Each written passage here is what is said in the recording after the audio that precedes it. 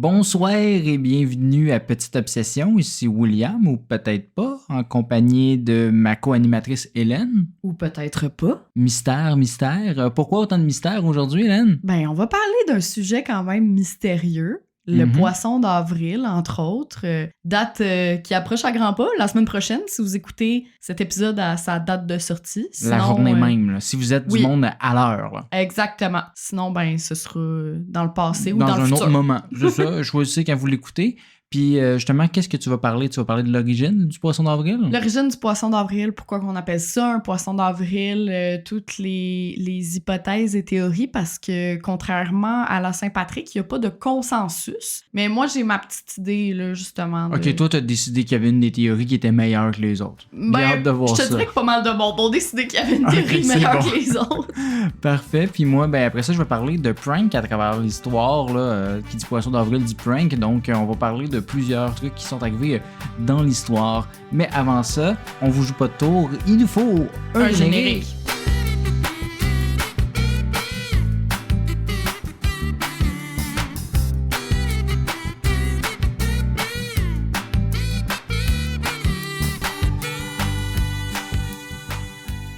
Là, Will, tu vas me dire que j'ai une obsession sur les origines des fêtes et célébrations. C'est ta petite obsession. Ben, c'est ça. En même temps, c'est un peu beaucoup ça le titre de notre podcast. La semaine prochaine, c'est le poisson d'avril. Et s'il y a bien une fête sur laquelle je me pose des questions, c'est celle-là. D'où c'est que ça vient? Puis pourquoi on appelle ça le poisson d'avril?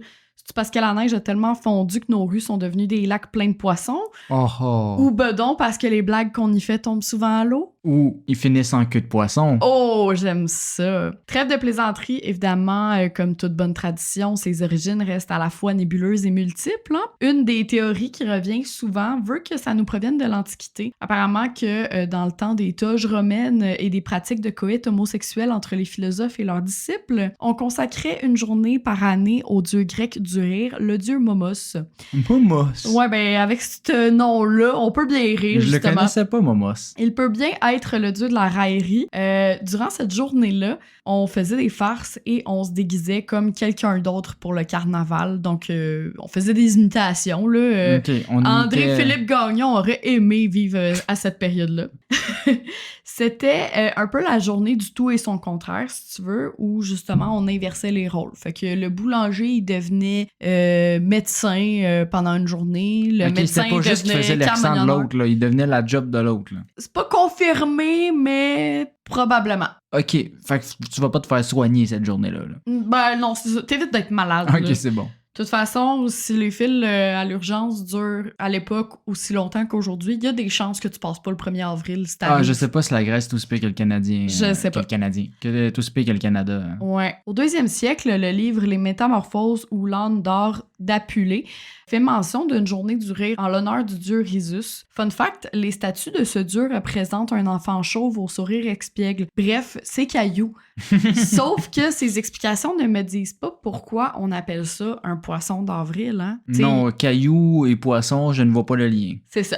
Ben déjà, il faut comprendre la symbolique du poisson. Dans l'Égypte ancienne et la Grèce antique, l'animal, ça représente la vie, la fertilité. Tu sais, tassé comme des sardines, ça se reproduit comme des saumons... qui remontent la rivière. Exactement.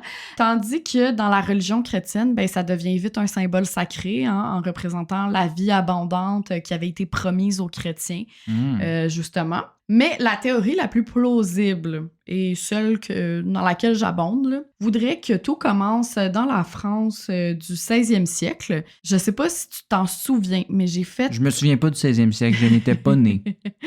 Ah non? Non! Pourtant. Non, mais j'avais fait un TikTok sur les raisons pour lesquelles l'année commence le 1er janvier. Oui, je me souviens que tu avais fait ça. Ouais, ben je vais pas revenir sur le pourquoi du comment. Vous irez voir sur nos réseaux sociaux. Oh, nice shot. Une bonne stratège marketing que je suis. Oui, c'est ça.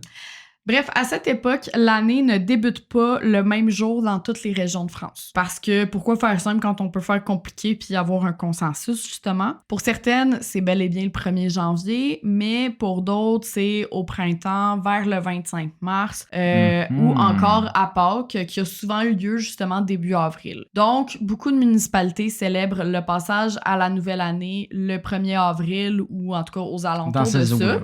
Dans ces eaux, là, poisson. Oh, wow, c'est bon. Parce qu'on n'est pas loin, justement, de Pâques, puis que c'est une date assez printanière, merci, là.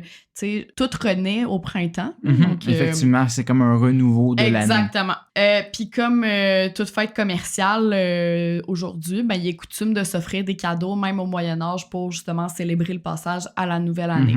Bon, là, spoiler alert, si tu n'as pas mis sur pause cet épisode pour aller voir le TikTok en question là, dont je parlais, en 1564, le roi Charles IX officialise le 1er janvier comme étant le premier jour de l'année par la création de l'édit de Roussillon. Le pape Grégoire XIII, lui, profite de ce moment pour introduire le calendrier grégorien en 1582, ce qui remplace dans le fond le calendrier julien de Jules César officiellement et généralise le tout à l'ensemble du monde catholique, donc pas juste la France, parce que ben c'est plus en phase avec les planètes, tout simplement.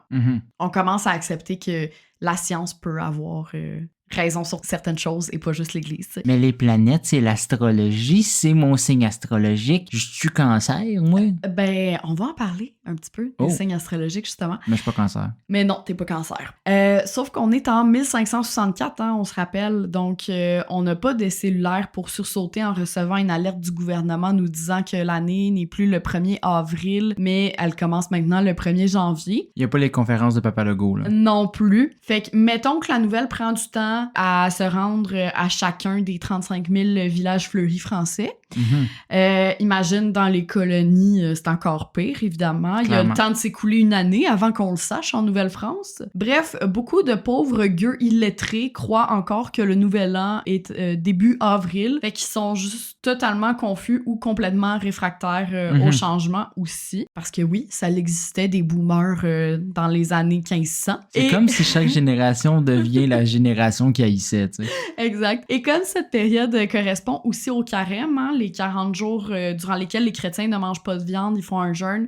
Tout se passe là. Avant Pâques, là, oui, ben c'est ça. Ben, ils s'offrent des poissons comme cadeau d'hôtesse. Pour certains, c'est une façon de se moquer aussi de l'Église qui impose ce régime. Mais ceux qui sont à l'affût là, des dernières décisions de la couronne de changer la date du début de l'année du 1er avril pour le 1er janvier, ben, ils se mettent à offrir à la plèbe qui n'est pas au courant de tout ça, des faux poissons justement ou de fausses invitations le 1er avril en guise de moquerie, genre « Haha, t'es un retardateur parce que tu le sais pas. » Fait que des riches qui rient des pauvres. Quelque chose qu'on voit jamais dans l'histoire, hein? Non, c'est ça. Puis ben, comme l'intimidation à occupation double, ça devient une tradition. Bref, en 1691, on commence à voir l'expression « poisson d'avril » se dessiner. Ça apparaît pour signifier une tromperie, une mystification traditionnelle du 1er avril. Là. Donc, vraiment une définition telle qu'on la connaît aujourd'hui. Mais c'est en 1718, donc moins de 30 ans plus tard, le dictionnaire de l'Académie française ajoute l'entrée « donner un poisson à quelqu'un ». Donc, c'est une nouvelle expression qui fait son apparition puis qui est admise par l'Académie. Et ça veut dire, en fait, de faire accroire à quelqu'un une fausse nouvelle ou l'obliger à faire quelques démarches inutiles pour avoir lieu de se moquer de lui. Donc, fait qu'on se rapproche du poisson d'avril, pas mal. Exactement. Quant à la dénomination poisson d'avril, justement, ben, il faut savoir que le signe du poisson, c'est le dernier de l'hiver, le signe du zodiaque, là, évidemment. Le soleil quitte le signe zodiacal du poisson pour passer au bélier à cette période de l'année, là, donc fin mars. On avait d'ailleurs pour habitude de s'envoyer des cartes remplies de dessins de poissons pour, et je cite, célébrer l'arrivée du bonheur et qui est le printemps, là où tout renaît sauf moi avec mes allergies, évidemment. Et même si mon anniversaire est en avril. Ta morve renaît énormément, toi. Et mon Dieu, oui. Encore une fois, le début du mois d'avril, c'est synonyme de soulagement parce qu'on se dit, ben crime, on a réussi à passer à travers l'hiver sans trop de souffrance. D'autres pensent plutôt que c'est relié à Pâques, le mot passion, donc comme dans Passion du Christ, signifie souffrance. Ben ça aurait été déformé pour devenir poisson. Symbole évidemment justement de la souffrance de Jésus qui, selon les chrétiens, commençait début avril, donc juste avant qu'il ressuscite. Là. Sauf que pour d'autres encore, c'est aussi justement un mélange de souffrance et de soulagement parce que un rire libérateur, ben ça vient justement soulager cette souffrance. Donc, il y a des prêtres qui se permettent de faire quelques plaisanteries dans leur discours. Jésus ayant, en quelque sorte, joué un mauvais tour à ses détracteurs, là, en ressuscitant. Il y a personne qui s'attendait à celle-là. C'est un bon prank, quand même. Genre, je suis pas mort, mais finalement, genre, mort. En tout cas, c'est ça. C'est un bon coup de théâtre. Avril, c'est aussi le mois de l'ouverture crescendo de la pêche parce que on donnait le temps aux poissons de se reproduire. Là. C'est la période qu'on appelle de frai, étant donné qu'ils sont, je le rappelle, des symboles justement de fertilité. Sauf que pêcher des poissons en avril, c'est presque une blague parce que la forte majorité sont pas encore arrivés à maturité. Genre, tu pêches des crapets soleil, là. Tu pêches pas des hosties de saumon, là. Ouais. Fait que les pêcheurs dépités de pas pouvoir pratiquer leur activité se voyaient justement envoyer des poissons en guise de taquinerie. Donc, c'est une autre hypothèse aussi. Ça pourrait expliquer l'échange justement de poissons traditionnels qui va se transformer en blague la plus hilarante, c'est-à-dire coller un poisson dans le dos de quelqu'un. Parce que oui, si dès le 19e siècle, on offrait des poissons en sucrerie ou en chocolat, ben certains préféraient toujours donner un vrai poisson mort dont l'odeur faisait partie de la farce. Ouais, c'est mieux un poisson en papier qu'un poisson mort collé dans le dos. Exactement. Du côté anglo-saxon, on parle pas de fish of April, évidemment, hein, donc poisson d'avril. Là, pour, mais exactement, d'April Fools, donc les fous d'avril. Dès les années 80, Fred Bales, un journaliste de l'Associated Press, décide de creuser le sujet en interviewant Joseph Boskin, professeur émérite de l'Université de Boston, professeur d'histoire, évidemment.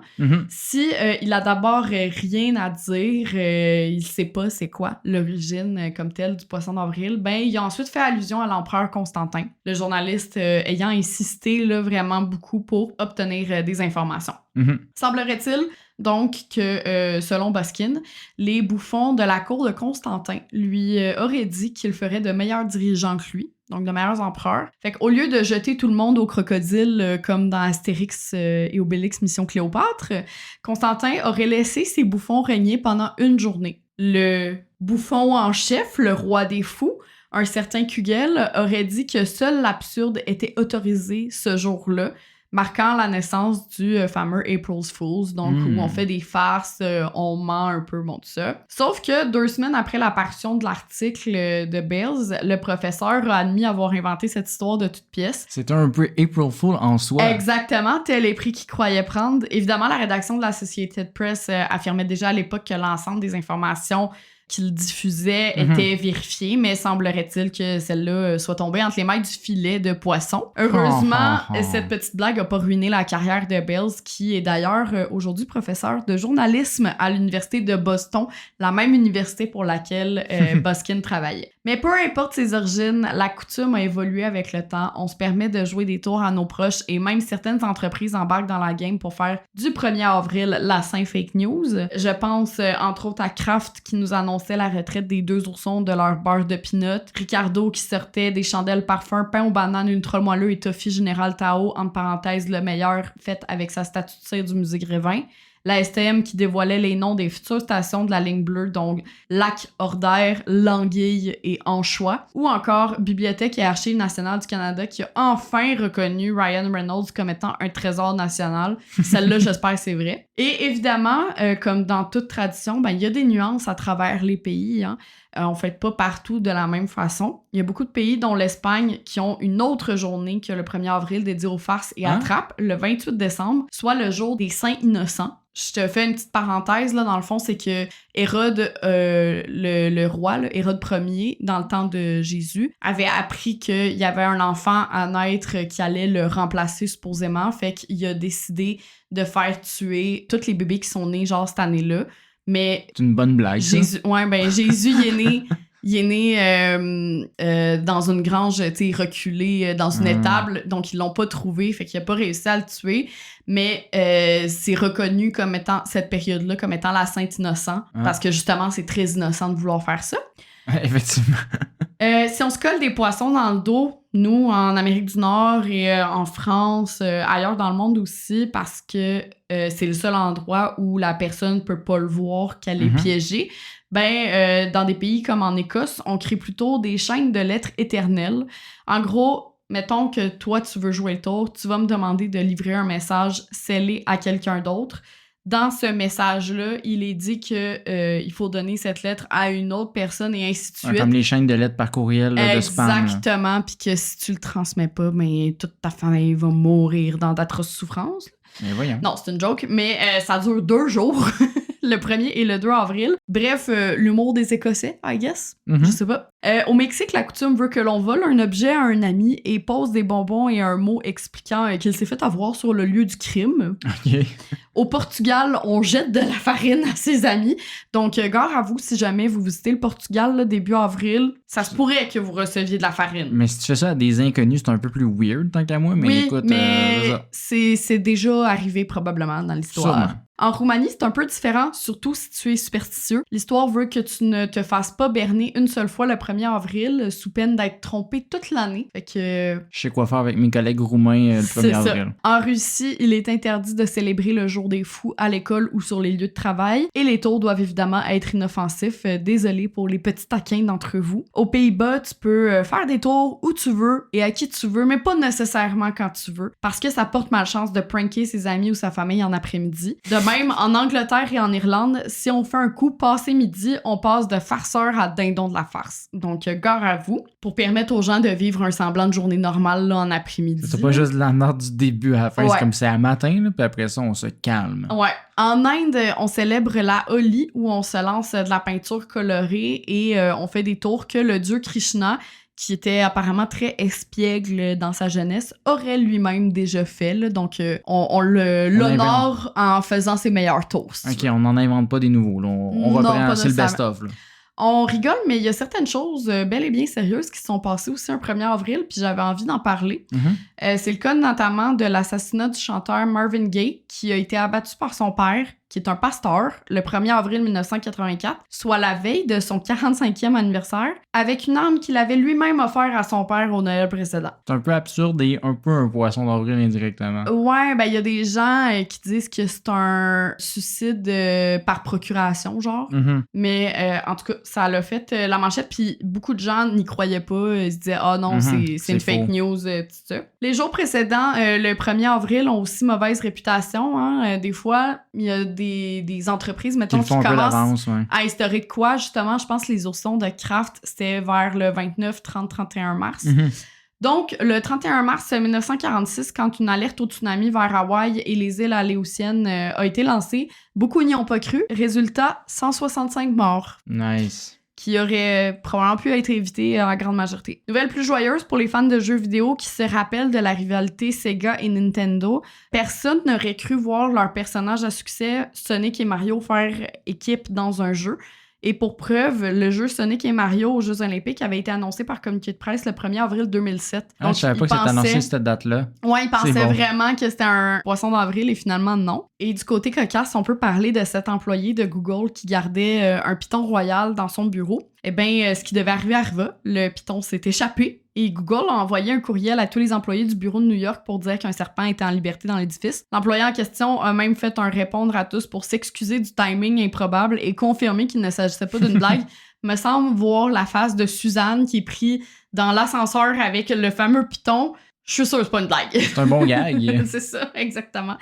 Puis c'est ce qui conclut ma partie. Je sais pas si t'avais des choses sur lesquelles tu voulais renchérir, des hypothèses. Tout est relié au poisson. Moi, dans le fond, là, toute l'histoire est reliée au poisson. C'est ce que je retire de ta partie. Tout est poissonné, mais... Poissonneux. Poissonneux. Toi qui aimes les poissons tant que ça. Là. J'aime les poissons. J'aime pas le poisson. Ouais, OK. Ouais, mettons. J'ai eu des poissons quand j'étais jeune, mais je peux pas y manger. Là. Ouais, c'est ça. Mais merci pour tout ça. Puis, comme on a parlé, qui dit poisson d'avril dit prank. Et Dieu sait que c'est pas quelque chose de nouveau dans l'histoire que de se jouer des mauvais tours en soi. Du coup, aujourd'hui, Hélène, j'avais envie de te partager différents pranks et poissons d'avril à travers les siècles. OK. Tu comprendras que ce n'est pas une liste exhaustive des pranks qu'il y a eu. Dommage! On en aura un petit bout quand même. On va faire une partie 283, vous inquiétez pas la gang. On se fait une chaîne Twitch puis c'est juste parler des pranks. Merci aussi de prendre les prochaines histoires avec un grain de sel. Celles-ci sont parfois des oui-dire, difficiles à vérifier comme ça implique des gens morts il y a plusieurs centaines d'années. Hein? Si ça se trouve, c'est moi qui se fais pranker dans tout ça et toutes ces histoires sont fausses. Si vous décidez de parler de ces histoires entendues à partir d'ici à quiconque, veuillez commencer chacune de vos phrases par « apparemment » puis continuer par la suite. Le plus ancien tour que j'ai trouvé serait un effectué par Cléopâtre sur Marc-Antoine. OK. Cette histoire est relatée par contre par Plutarque dans sa biographie de Marc-Antoine. Quand je dis prendre avec des pincettes, ben Plutarque il est né 76 ans après la mort de Marc-Antoine. Fait que ça se peut que c'est pas le gars le plus fiable, mais moi vous le comptez pareil parce que c'est la plus vieille histoire que j'ai trouvée. Il a peut-être vu son fantôme. Peut-être le fantôme lui a dit qu'est-ce qui s'était passé. Mais ceci étant dit, l'histoire veut que Marc-Antoine et Cléopâtre auraient été pêchés ensemble. Belle activité de couple. Oui, belle activité de couple. Puis, voulant impressionner sa douce, il aurait demandé à certains de ses hommes de plonger dans le fond de l'eau pour attacher des poissons déjà pêchés pour qu'il puisse les remonter et montrer ses talents de pêcheur. Oh wow, fake to impress. Exact. Ceci me rappelle d'ailleurs mon père qui voulait qu'on échange de canne à pêche quand j'étais jeune parce que sa canne pognait rien. Puis, dans le fond, il venait juste d'abandonner un poisson. Fait que je pensais vraiment être le meilleur pêcheur, mais c'était complètement faux. Ma vie J'avais commençait peur que tu me dises ceci me rappelle d'ailleurs notre première date. Où est-ce qu'on est allé pêcher ensemble? Non. Par contre, Cléopâtre n'est pas un enfant de 4 ans comme moi quand mon père me faisait ça. Et donc, elle a quand même réalisé qu'il y avait de quoi de louche avec la gang de soldats mouillés au loin qui se promenaient avec des poissons, tu sais. Du coup, elle a décidé de retourner une deuxième fois pêcher avec son copineau, qui n'a pas trouvé ça louche, lui, de son côté. Pas conne, la princesse, pas conne. Puis, elle a demandé à son tour à ses soldats de plonger sous l'eau. Par contre, elle leur aurait aussi demandé d'attacher des poissons à l'hameçon de Marc-Antoine, sauf que ces poissons-là, c'était des harengs salés, donc déjà coupés et apprêtés sur le hameçon. Donc, quand il a sorti le hareng, elle lui aurait dit de laisser la pêche aux Égyptiens puis de se concentrer à conquérir des royaumes, ce dans quoi il était réellement bon. Ah, c'est bon, j'aime ça. C'est une belle histoire, fait que on espère que c'est vrai. Mm-hmm. Puis parlant de gens qui s'occupaient de royaumes, Hélène, connais-tu l'empereur romain Héliogabale? Non, ça me dit rien. Ben c'est normal, parce qu'il a seulement régné de l'an 218 à 222 avant d'être massacré par son propre peuple à l'âge de 19 ans, donc pas un règne très fameux. Il a commencé à régner à 16 ans? Oui, exact. Mon Dieu, c'est jeune. Preuve qu'il était peut-être pas trop aimé non plus. Si vous googlez son buste, vous découvrirez une tête d'adolescent avec des favoris frisés puis une moustache molle. Fait que peut-être que c'était pas le gars le plus cute. Ceci étant dit, la raison pour laquelle je parle d'Héliogabale, c'est que il est un empereur dépensier extravagant et fan des petites blagounettes. Du haut de ses 16 ans, lorsqu'il est devenu empereur, ses blagues préférées étaient l'épée. Ah oui, ben oui. C'est lui qui a inventé le coussin péteux. Ben, je sais pas si c'est lui qui l'a inventé, mais effectivement, il y avait des sacs à pète sur les chaises de ses invités lors de dîners mondains. Ouais, mais en même temps, il y a 16 ans, man. C'est Tu t'attends à quoi comme humour? Exactement. Par contre, ça, c'est anodin quand même. Oui. Mais c'est pas limité juste au petit prank anodin. Ben, c'est anodin, mais en même temps, j'aurais pas pensé que c'était un empereur qui serait peut-être potentiellement à l'origine du fameux coussin péteur. Ben, en tout cas, il en utilisait beaucoup. Puis, c'est ça. Toutes ces pranks n'étaient peut-être pas toutes très... Réussi? Non, ben, je te dirais plus... Drôle? Ouais, ou de bon goût. Ok, oui. Parce que tantôt, tu parlais d'un serpent à Google. Oui. Mais lui, il aurait soi-disant aussi trouvé hilarant l'idée de libérer des centaines de serpents dans une foule lors de jeux publics. Ben oui, pourquoi pas? Ouais. Plusieurs personnes auraient alors été blessées par les serpents, tandis que d'autres ont été piétinées parce que les gens avaient peur parce qu'il y avait beaucoup de serpents. Donc, le summum de l'hilarité, quoi. Bravo, Héliogabale. Fait que tu me disais que c'est fait massacrer, hein? Oui, c'est ça. C'est un petit peu l'arroseur arrosé, je dirais. On comprend un peu comment il s'est rendu là. L'empereur aurait aussi trouvé rigolo d'enfermer un de ses amis passed out après une beuverie dans la cage d'un animal sauvage qu'il aurait dompté. Ben voyons! Rien de tel que de se réveiller enfermé avec un ours. Hein? Tu sais, ça réveille bien quand même. Donc voilà, hein, un empereur avec plein de bons goûts. Sautons maintenant un peu dans le temps jusqu'en Renaissance pour que je vous parle du prank effectué par Filippo Brunicelli en 1409. En fait, Filippo, c'est le père fondateur de l'architecture de la Renaissance, pour être exact. Laisse-moi deviner, il est italien. Eh oui, il habitait à Florence.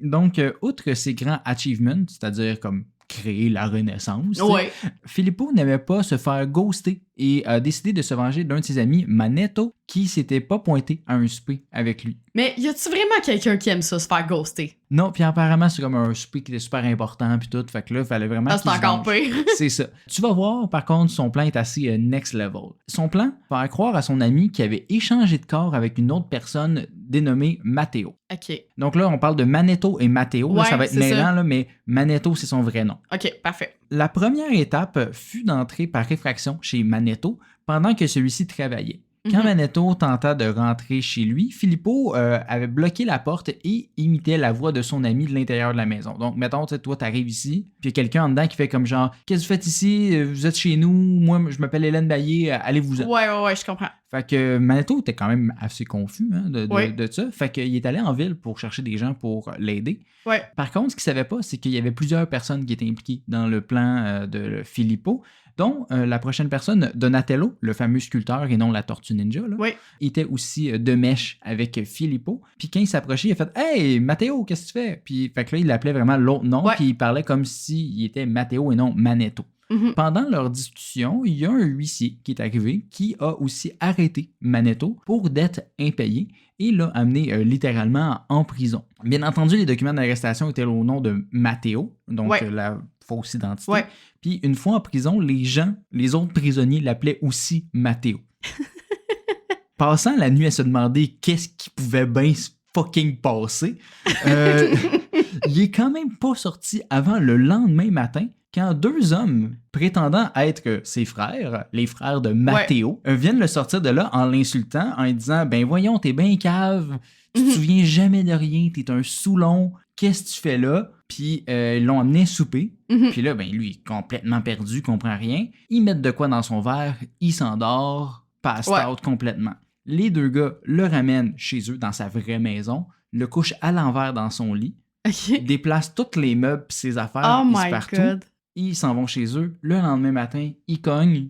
Lui, encore perdu, ouvre la porte, font comme « Hey, notre frère, Matteo. » Là, il est avec eux. Fait que là, sont les 2 gars, puis un autre gars qui est le vrai Matteo. Comme « Matteo nous dit qu'il a échangé de corps avec toi pendant 2 jours. » Ça te dit-tu quelque chose? T'as-tu des expériences bizarres? Ben voyons. Puis là, lui, juste comme, ouais, genre, tout le monde m'appelait Matteo pendant 2 jours, what the fuck? Puis l'autre gars, il dit, ouais, mais c'est ça, moi, j'étais dans ton corps, puis j'étais allé souper avec ta mère. Ouais. Fait que là, genre, ils finissent par se quitter en disant, c'est bien mystérieux ce monde. Puis il s'est rendu compte que c'était faux seulement quelques jours plus tard quand il est allé manger réellement avec sa mère. Puis qu'il a dit, non, j'ai pas soupé avec toi. Il y a quelques jours, j'étais en dehors de la ville. Puis c'est là qu'il s'est rendu compte que c'est Filippo qui est la personne qui fait le plus de pranks que je connaisse qui est là-dedans. Mais en le confrontant, Filippo l'a juste gaslighté le plus possible en lui disant que c'était absolument pas vrai puis qu'il n'a jamais rien fait. Fait que voilà. Mais ça me fait penser à une histoire que ma mère elle m'a contée par rapport à mon grand-père. Vite, là. Mon grand-père était radiologue et son frère aussi. Un de ses frères, en fait. Puis il avait la même voix. Mais genre, c'est fou. Puis en plus, chacun, leur femme s'appelait Suzanne. Bref, ils travaillaient ensemble. Mon grand-père, il avait pris pour habitude d'appeler sa belle-sœur, donc la femme de son frère. Puis il savait c'était quoi, tu sais, les petits surnoms d'amour qu'il se donnait, là, genre Minou ou quoi. Pour son frère. Il se faisait passer pour son frère. Puis à chaque fois, elle tombait dans le piège. Sauf une fois où mon grand-père a appelé, il était pas avec son frère. Évidemment, son frère était juste à côté, en face de sa femme. Fait que là, c'est là qu'elle a découvert le poteau rose, mais pendant vraiment quand même longtemps, la blague a duré, puis c'est quand même très bon. C'est très connu dans la famille, cette blague-là. Mais au moins, c'est quand même plus rigolo que de penser que t'es complètement fou braque pendant 2 jours. Non, c'est sûr, exactement. Là, je pense pas que mon grand-père serait allé jusqu'à se faire passer pour son frère, peut-être. Là. Non, c'est ça. Fait que j'imagine que le gars, après ça, n'a plus jamais manqué un souper. Hein, probablement. On l'espère. Déplaçons-nous encore un peu dans le temps pour que je vous parle du canular de Berners Street, effectué par l'écrivain Theodore Hook à Londres en 1810. Celui-ci aurait parié avec un ami qui serait capable de rendre n'importe quelle maison de Londres comme étant l'adresse la plus connue de la ville en une seule semaine. OK. Pour ce faire, Hook a personnifié une dénommée Madame Tottenham et envoya des milliers de lettres à travers la ville à peu près tout le monde, l'invitant chez elle pour des raisons différentes le 27 novembre 1810. OK. Fait que la journée fatidique, ça a commencé à 5h le matin où un ramoneur s'est présenté au domicile pour nettoyer la cheminée de Mme Tottenham. Ouais. La gouvernante a dit non, je suis désolé, on n'a pas besoin. Finalement, il y en a eu 11 autres ramoneurs qui sont pointés. Ceci a été suivi par de multiples livraisons de charbon, des pâtissiers qui apportaient des gâteaux de mariage, des médecins, des avocats et des prêtres appelés pour assister à un mourant dans la maison. Si c'était pas assez, on compte aussi des poissonniers, des cordonniers et des livreurs de piano, ainsi que des dignitaires invités chez elle, parce que c'était quand même une grande dame. Mais on a besoin de tout pour faire une société, voyons. C'est ça, fait que tout ce monde-là est invité au même moment à la même maison. Tu comprendras que dans une petite rue de Londres, ça l'a rapidement paralysé une partie de la ville. Les autorités essayaient de dispatcher le monde pour qu'il s'en aille, pendant que Hook et son ami étaient installés dans une maison en face pour regarder le chaos. Bien entendu, Hook a gagné son pari. Ouais, je vois déjà genre l'hélicoptère TVA a interviewé le voisinage. Qu'est-ce qui se passe? Mais je comprends pas, ça a toujours été un quartier tellement calme ici. C'est ça, fait que j'adore ce prank. Maintenant, si je te demandais, selon toi, quand est-ce qu'est arrivé le premier prank call de l'histoire, sachant que le téléphone a été inventé en 1876? Mettons du moins là, assez de grande ampleur là, pour être dans les journaux. Il y avait déjà des journaux, c'est sûr, au début, Oui. Quand le téléphone est apparu, là. Je dirais début des années 1900, mettons. Ben, un peu avant. En fait, Ok. là, c'est après 8 ans, alors qu'en 1884, on retrouvait une nouvelle intitulée A Grave Joke on Undertakers dans le journal de Providence au Rhode Island. OK. On comprend Undertaker, c'est les fossoyeurs, puis Oui. Grave, fait que là, ils ont fait un beau petit jeu de mots, là. Bravo les journalistes de l'époque. Mais là, c'était le premier prank. C'est ça, fallait se forcer. Les gens, ils riaient pas avant, sacrément. Non, ils n'ont pas ri pantoute en 1876 puis 1884.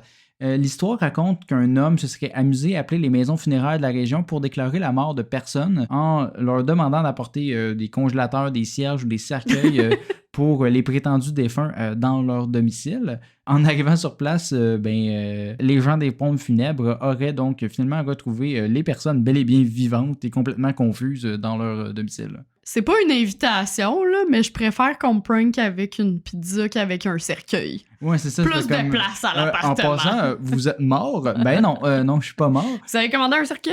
Ouais, c'est ça. Puis je sais pas trop, est-ce qu'ils embaumaient vraiment le monde directement dans leur maison pour amener leur cercueil? C'est pas très clair. Là. Je sais que dans le temps, je pense que je préfère pas le savoir. dans le temps, le monde était exposé chez eux, mais je pensais qu'il y avait une job qui était faite avant. Anyway. Peut-être pas. Ouais, c'est ça, peut-être pas.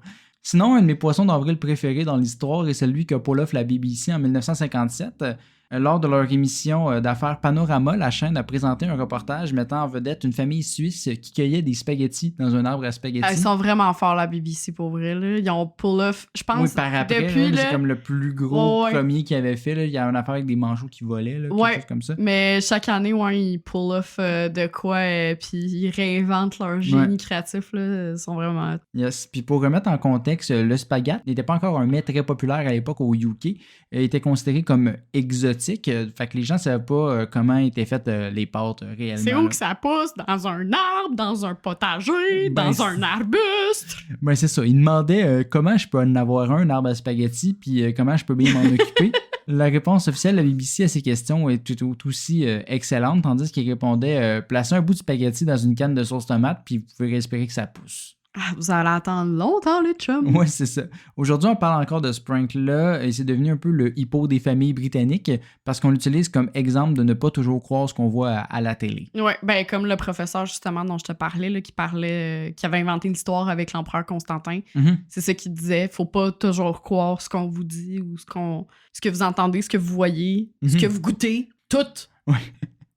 De nos jours, on trouve aussi d'excellents tours le 1er avril. Par exemple, lorsque Taco Bell avait annoncé en 1997 qu'il avait acheté la Liberty Bell, le symbole de l'indépendance situé à Philadelphie, puis qu'elle allait la renommer la Taco Liberty Bell. Hey, mais là, il y a plus de monde qui vont vouloir la lécher encore, là, parce qu'apparemment, la légende veut que si tu lui fasses un bisou ou de quoi, ça te porte chance. Ben non, merci, si tout le monde le léger. Dans moi, How I Met Your Mother, c'était ça. Fait que là, si en plus c'est la Taco Liberty Bell, non, c'est sûr merci. qu'il y a du monde qui vont être comme ça. Tu le taco? Ouais. En 1998, Burger King avait aussi annoncé le tout premier Whopper pour gaucher, contenant tous les mêmes ingrédients, mais tourné à 180 degrés. Ah, c'est bon. Apparemment, malheureusement, plusieurs personnes auraient demandé le burger en restaurant, tandis que d'autres demandaient je veux juste le sandwich normal pour les droitiers, s'il vous plaît. J'aime pas particulièrement Burger King, mais j'adore leur communication, par contre. Là, ils sont forts. C'est un beau prank quand même de ce côté-là. Mais il faut dire qu'il faut toujours avoir des idiots qui vont croire à des affaires de même, même si c'est assez évident.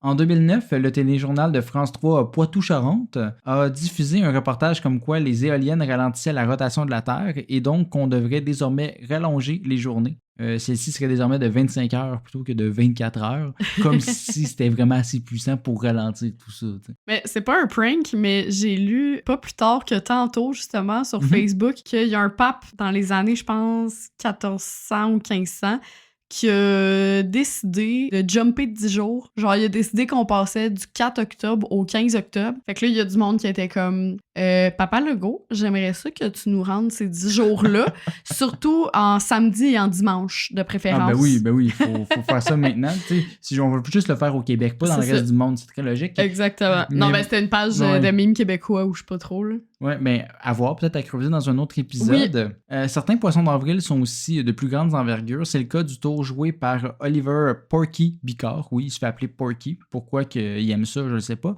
Il est dans Mafia. Peut-être. Mais en tout cas, lui, il a joué un tour à la ville entière de Sitka, en Alaska, le 1er avril 1974. C'est-à-dire 4 habitants. Oui, c'est vrai que c'est peut-être pas tant que ça. Mais ce qu'il faut savoir, c'est que la ville de Sitka se trouve à côté d'un volcan dormant depuis 400 ans, le mont Edgecumbe. Je vois où est-ce que ça s'en va. Oui, c'est ça. L'idée de Porky ici, de faire croire à la population de la ville que le volcan venait d'entrer en éruption. Quelle bonne idée! Oui, c'est ça, tu sais, c'est le fun de faire paniquer tout le monde. Son plan a commencé plusieurs années auparavant, alors qu'il a commencé à accumuler une centaine de pneus. Le jour J, il a trimballé ses pneus au top du volcan avec l'aide de ses amis pilotes d'hélicoptère, comme tout le monde a. Un classique samedi, voyons, créer une hystérie collective avec ses amis qui ont des hélicoptères. Ouais. Apparemment, il avait prévu le faire genre 2 ans avant, mais la température n'était pas assez belle pour que ça apparaisse. Puis c'est ça, il est arrivé, il a mis les pneus sur le top, puis il les a mis en feu avec du kérosène. Ceci a alors libéré une énorme colonne de fumée noire au top de la montagne, puis il y a plusieurs photos de cet événement-là. Porky avait averti la police, bravo, une bonne idée, mais il avait oublié d'avertir la garde côtière, qui est finalement arrivée sur les lieux. Ils ont retrouvé les mots April Fool de taper en géant dans la neige. Ouais, mais il y a quand même du monde qui ont été en prison pour moins que ça. Oui, non, c'est ça. Aujourd'hui, il est en prison, c'est sûr, mais des années 70, hein, on faisait ce qu'on voulait. Il me semble le procès verbal de cette histoire-là. Ça serait weird. Mais ces poissons d'avril-là, c'était plus rigolo, mais ils peuvent pas toujours bien aller. Hein? C'est aussi le cas à Athènes le 1er avril 1982, alors qu'une radio annonçait que le niveau de pollution était tellement rendu élevé dans la ville qu'il fallait immédiatement évacuer la ville. Le broadcast mentionnait que le gouvernement avait fermé toutes les écoles et que les gens devaient tout de suite arrêter leurs véhicules et se diriger dans des endroits à air ouverte là, pour ne pas avoir à respirer toute cette pollution. Bien entendu, ceci c'est un peu plus inquiétant qu'un burger, hein, fait que ça va créer la panique générale. C'est quand même vrai qu'Athènes est très polluée. Là, oui, aussi. Mais en même temps, ça peut être c'est plausible. Facile d'y croire, c'est ça que je veux dire. 3 heures plus tard, la radio s'est rétractée, mais le mal était déjà fait. Puis la station de radio a été poursuivie par un homme pour une valeur de 820 000 pour la panique que ça lui a créé, tout le stress. Mm-hmm. Et le directeur général de cette radio-là a été renvoyé. Of course. Ouais, pensez un peu avant de faire des mauvais pranks comme ça. Mm-hmm. Surtout quand vous êtes une entreprise. Ça peut vous coûter cher. Oui, cette situation est aussi à rappeler la diffusion de la guerre des mondes à la radio en 1938. Lue comme une dramatique, les gens de l'époque ne comprenaient pas nécessairement qu'il s'agissait d'une histoire. Ceci a alors créé la panique, encore une fois générale, alors que certains croyaient réellement qu'on était envahi par des extraterrestres. Mais j'ai l'impression aussi que dans ce cas-là, mettons, il y a du monde qui veulent tellement croire au... Ouais. Je les juge pas, là, tu sais. Je veux dire, moi, honnêtement, je sais pas comment je me positionne par rapport à ça, mais ils veulent tellement croire qu'il y a d'autres formes de vie à l'extérieur que... Ils ont cru plus facilement à cette histoire. C'est ça, exactement. Effectivement. Mais c'est ça, parce que c'est une histoire connue, le fait que c'est arrivé. Par contre, ça serait grandement exagéré parce que l'émission n'était pas si écoutée que ça pour créer une panique générale. Mais comme tu dis, c'est sûr qu'il y a des gens qui ont réellement pensé que c'est arrivé. Puis après, le bouche à oreille, puis tout ça. Hey, tu sais, j'ai entendu ça à la radio, puis tout. Puis là, c'est des années, une hystérie collective. Là. C'est des années 30, fait qu'on s'entend, tu peux pas reconfirmer assez rapidement que c'était faux. Ah non? Ben ouais, mais c'est ça, voilà, ça conclut un peu cet épisode où le mot d'ordre est « Ne croyez pas nécessairement tout ce que vous entendez ». Tout est un mirage. Cultivez le doute. C'est ça que mes profs disaient. Le doute est un signe d'intelligence. Exactement. Hey, moi, j'ai vraiment aimé cet épisode-là. C'était très loufoque, comme on aime. Si vous aussi, vous avez aimé cet épisode, on vous invite évidemment à lâcher un petit like là, sur votre ou vos plateformes d'écoute préférées. Toutes. mettons que vous nous écoutez partout. même temps. Évidemment, à vous abonner, c'est notre récompense, notre salaire, si on veut, parce Et que c'est non, gratuit. on n'est pas payé, puis c'est gratuit pour vous. Et évidemment, à nous suivre sur les réseaux sociaux, sur Facebook, Instagram, TikTok. On met encore plus de contenu qui joignent le futile à l'agréable. On a envie d'interagir avec vous, voir c'est quoi, vous, les meilleurs pranks que vous avez faites si vous célébrez le 1er avril. Mhm. Et sinon, évidemment, on se retrouve dans 2 semaines. Bye bye. Bye!